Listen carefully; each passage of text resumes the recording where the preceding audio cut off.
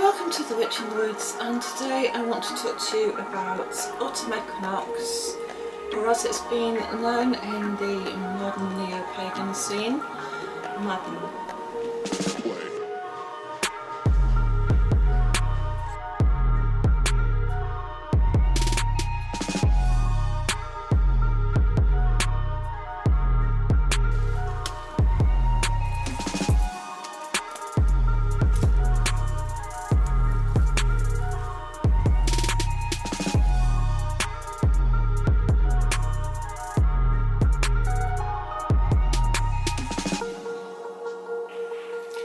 So this video is going to be a bit unusual and it's a bit impromptu, to be honest. I was planning to do this later in the month, but I've had a bit of a strange day, and it's been a bit cranky, it's been a bit odd, I've felt a bit unbalanced. That's my cat bouncing around. It's the dark moon, tomorrow's the new moon, and I wanted to put this out for the next moon phase because the next month is the time of balancing as I can understand it. I'm feeling a lot of issues coming up. I've got issues. They're coming to the surface. I don't know, I've just been feeling very out of sorts, very cranky. I had a bit of a cry. I had a bit of a facing the darkness. I'm not really getting in touch with my emotions as much as I need to, but there's a little chink in my emotions that's just creeping through there. Anyway, that's enough about me. But what I want to say is equinox is a time of balance. It's a time of bringing your emotions into balance to face, as I understand it, the dark half of the year, the shadow side of the self, the darker, less benign and less attractive aspects of creation. And this takes time, this process. It takes, you may feel a little out of sorts, a little wobbly, a little sort of like uncentered as your psyche comes to balance with the darkness that's creeping in. So that was the first reason for doing this video. Well, I just decided 5 minutes ago that I'm going to do it now. And I want to see the process of the equinox as not a specific day, but the earth has stopped wobbling. The earth has come actually into alignment of facing the cross on the psycho-spiritual sphere, as it were. It's almost upright, you know. We have an unbalanced earth. This is why we have our seasons. We cannot really deal with there's something being triggered by coming into this upright alignment. That's all I can say. The sun is at 90 degrees to the earth, is that right? It's rising due east, it's setting due west. And there is a point of, I can't say anything but balance between light and dark. I'm not explaining that very well. You may understand, you may experience in the next few weeks some difficulties in turning away from the beautiful, bright sunshine, lovely life and laughter, towards the darkness, towards death, towards shadow sides of ourselves, difficulties, struggle to survive, meeting the ancestors, entering the tomb. And this is going to be a very intuitive video because when we're talking about Mabon, I hate the term. I hate the term Mabon. It does not gel with me at all. There's quite a few people who are saying it doesn't work for them either. Now, the reason for this is in Celtic mythology, Mabon is the divine child. And to place Mabon at autumn equinox makes absolutely no sense. So this has only been around since the 1970s, really, and it doesn't work. It's not a real tradition in my eyes. I mean, comment below if you disagree with me, that's fine. But I would say that for a lot of pagans, the term Mabon is completely innocuous. It doesn't work in my psyche, you know. And so I had to do a little bit of research into Mabon, and actually we don't really know an awful lot about this festival. So what I'm going to say in the following few minutes is going to be more or less entirely intuitive, channeled stuff, which you can agree with, you can disagree with. It may not be your traditional understanding of the Mabon festival. So what we do know about it is that it is the time of due east, due west sunrise, the equal day, equal night. It is the time of the second harvest, and it is the time of reaping the fruits. It is more, everything is more abundant, more plentiful at this time than any other time of the year. There is so much food, there is plenty for the taking, but also in this celebration of our harvest, of reaping the full benefits of the whole year, the whole season, there's also the sadness that things are returning into death, into decay. As we take the fruits, it's the plant dying, it's the vegetation dying.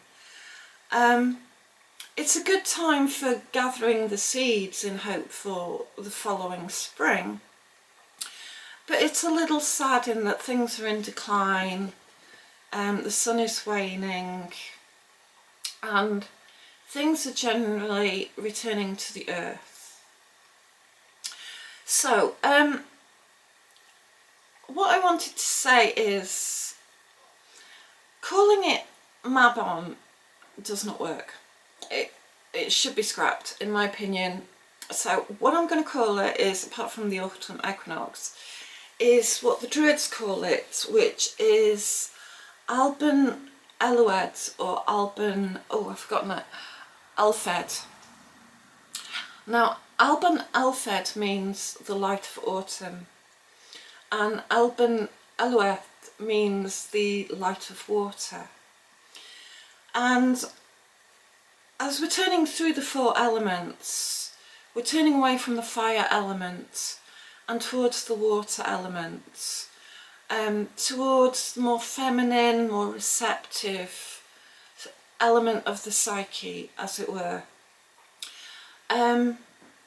Things become still, things become deeper, and it is turning towards the water element. Now, my intuitive channeling that I got when I was writing my little notes, my little presentation here, was that it is Arthur returning the sword of Excalibur to the Lady of the Lake. Now, when you look at the tale of Arthur, Arthur draws the sword from the stone, and it is the beginning of his vitality as the king, as the leader, the chieftain, the warrior. At the end of the story, Arthur dies and returns the sword into the lake to gift it back to the lady. I'm seeing this whole festival in terms of the Arthur myth. And I see Arthur also as the Sun King. I know he's related to Arthur the Bear, and he's a celestial, starry deity. But I also see him as a Sun King. And I see his sacrifice as almost like the vegetation god being sacrificed back to the land. So the way I relate this is also I see him as similar to Lu, who is the solar deity of the Irish, who carries the spear of Lu. And the spear of Lu can be seen as something phallic, but it can also be seen as the rays of sunlight. And Excalibur the sword represents this fiery dynamism, this might, this power, this solar vigour. But also in the Tales of Arthur we see the Fish King, who is sick and cannot heal until he finds the Holy Grail. And so the Grail also represents the element of water, the element of the divine feminine. And it's the waning king, the king who must die. In all aspects of these myths, these kings cannot remain in vigour forever. Eventually they have to return to the water element, and they will be born again at winter solstice as the divine child.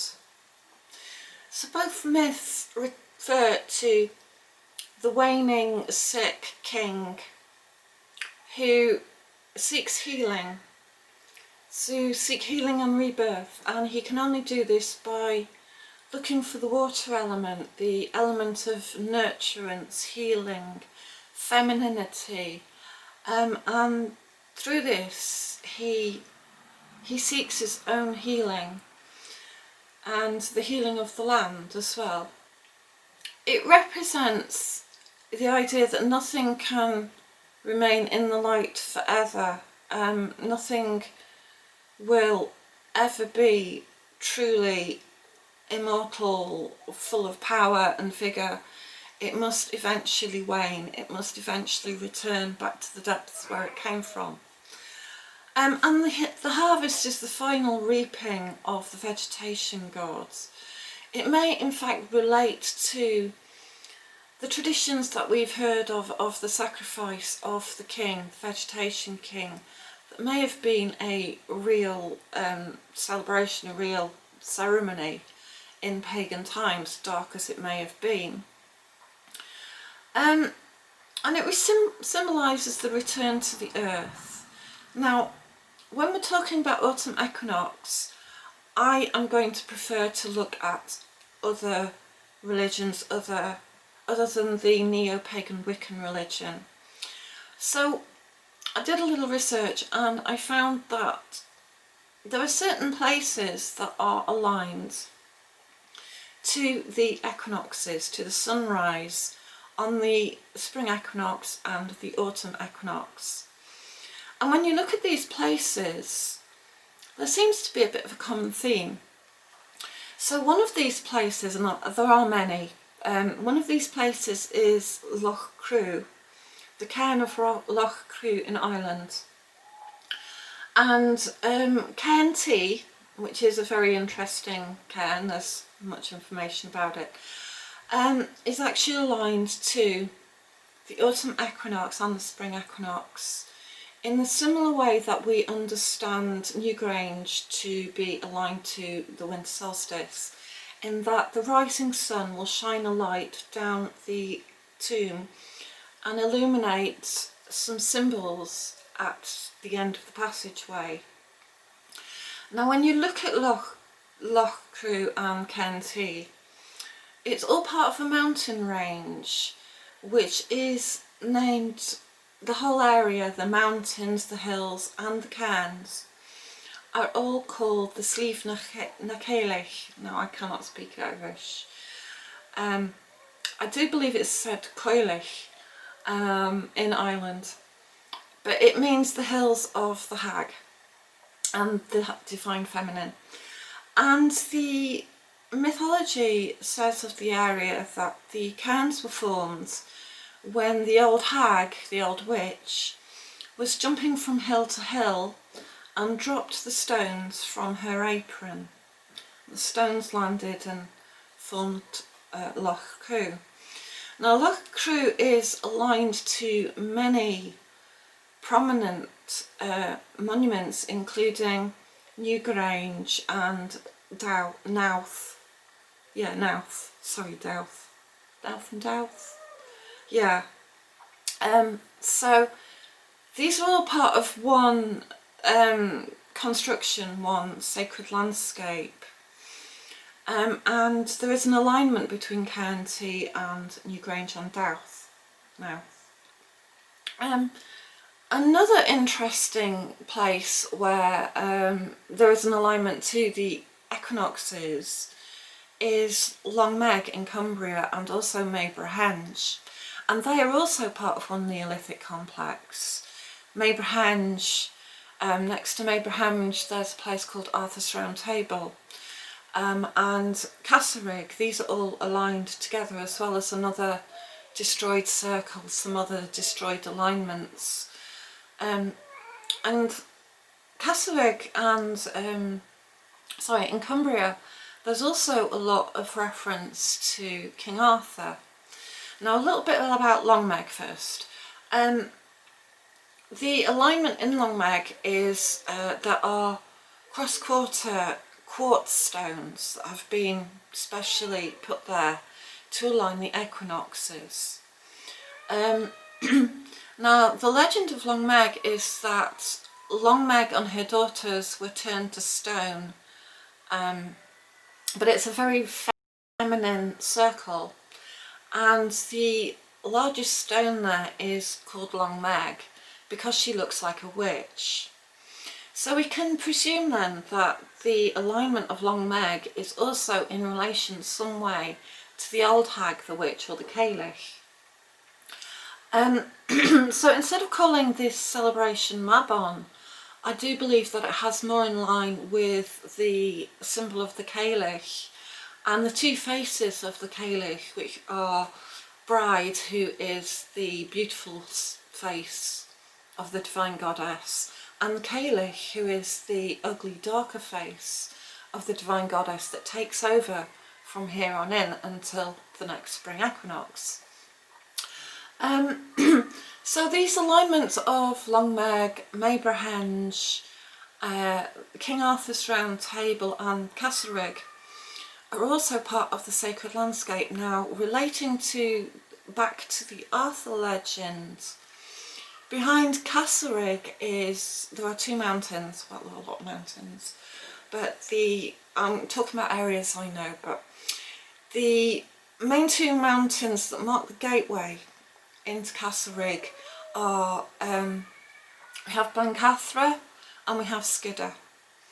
And the legend surrounding the hill of Blencathra is that sleeping in the mountain of Blencathra are Arthur's knights.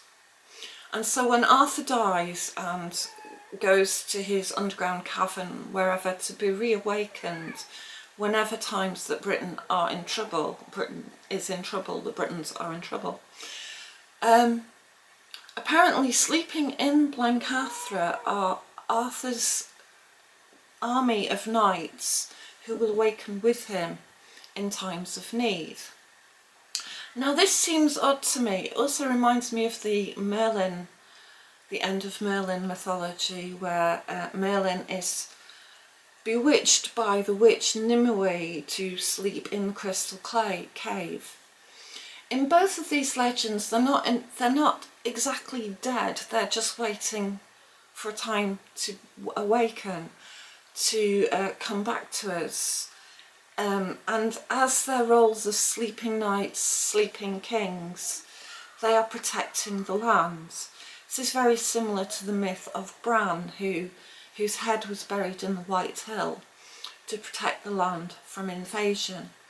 And so from these myths we can see that this is definitely referring to the decline of the sacred king and the sacred landscape as well of barrow mounds and the sleeping ancestors who can be contacted for aid and help.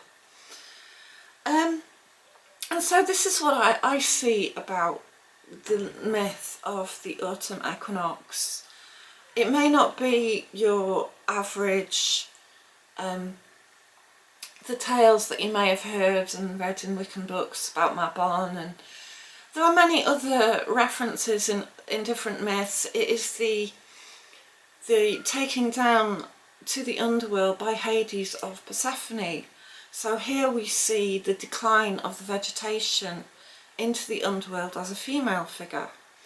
But I would say it's very much along the same lines. So it's the decline of the king and the rise of the hag. And yet again, the king will be born at winter solstice, but first we must go through the gestation of entering back into the earth, the decline, the dropping of the seeds, and we enter into water before we enter into the earth. So I see it as associated with the Lady of the Lake, with the Holy Grail, with the sickness of the king that can only be healed through a return to the feminine, through a return to the mother, through a return to the mother wound, in fact, and the drinking of the waters. So I would suggest to celebrate the autumn equinox. Of course, there's feasting, there's the cornucopia, there's the harvest festival, and there's giving thanks for the fertility of the earth and the abundance that we are reaping now. But there's also the return to the feminine element, to the wine, to the cup, to the lake. So I would suggest things such as gifting a body of water, something that symbolically you may have to give up in order to heal. A return to the passage tomb, a return to the hills, to the mountains, to the earth. So I would suggest visiting sacred hills, sacred house, which are elven hills.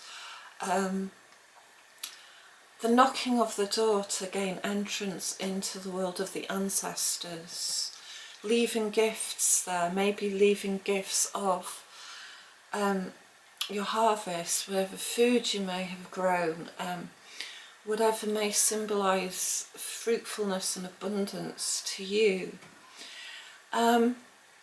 And so I would say be creative with this season, with this celebration, because the way we have understood it, we've only understood it this way for 50 years, and it doesn't gel with a lot of people. I would really like to see the term Mabon obliterated. It does not have any resonance in my soul. And I would replace it with a term something to do with the Cairn. So this is just my opinion, and these are just some thoughts on the autumn equinox and the wheel of the year. And so please let me know if you have any comments about that. I'm being a little risque in not doing a traditional autumn equinox kind of video, but you know, I'd like to inspire some debate and some new ideas about how to celebrate this and what it means to you. So I hope you found that of some interest. Please let me know your thoughts. Thank you for liking, sharing, subscribing and commenting, and I would hope to speak to you all again soon. Thank you. Bye.